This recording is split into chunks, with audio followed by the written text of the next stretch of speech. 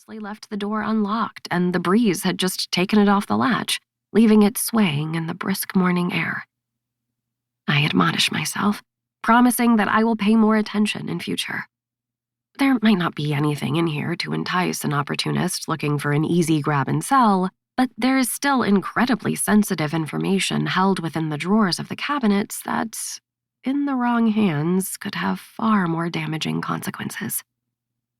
I take a sip of my coffee and turn the electric heater on just to take the edge off.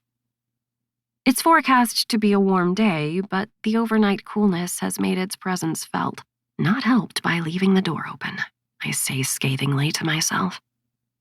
I shiver involuntarily as I open my diary, though I can't tell whether it's because of the very real chill in the air or seeing who my first appointment is. Jacob.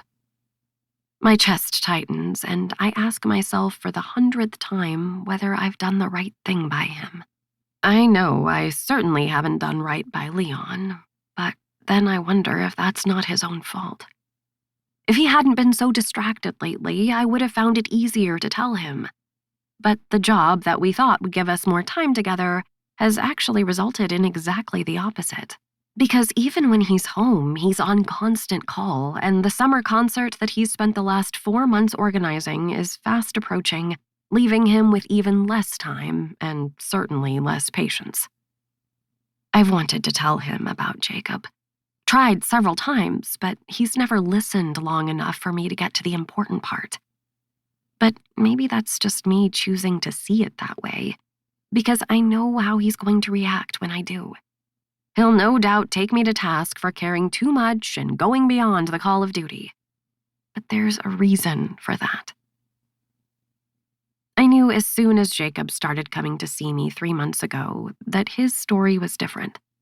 Although he, like all of my clients, had reached the point where he felt able to put his pride aside and bravely ask for help, the irony of his situation was that he wasn't looking to save himself. He wanted to save the woman who had been abusing him for 10 years.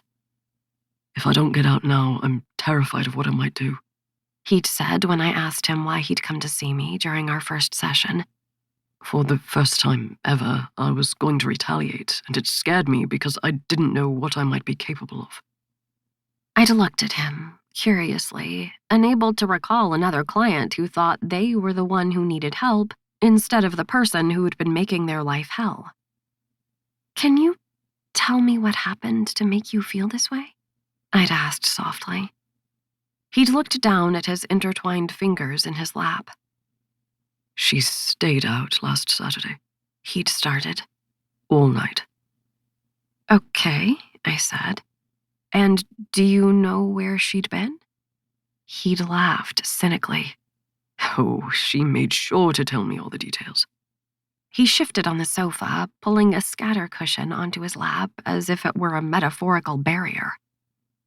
I'd sat back in my chair opposite him, giving him the time and space to decide whether he wanted to elaborate. "She'd been with another man," he'd said eventually. "Having the best sex she's ever had." I'd recoiled inwardly, unable to imagine how it must feel to be told something like that by the person you thought you were going to spend the rest of your life with. "She told you that?"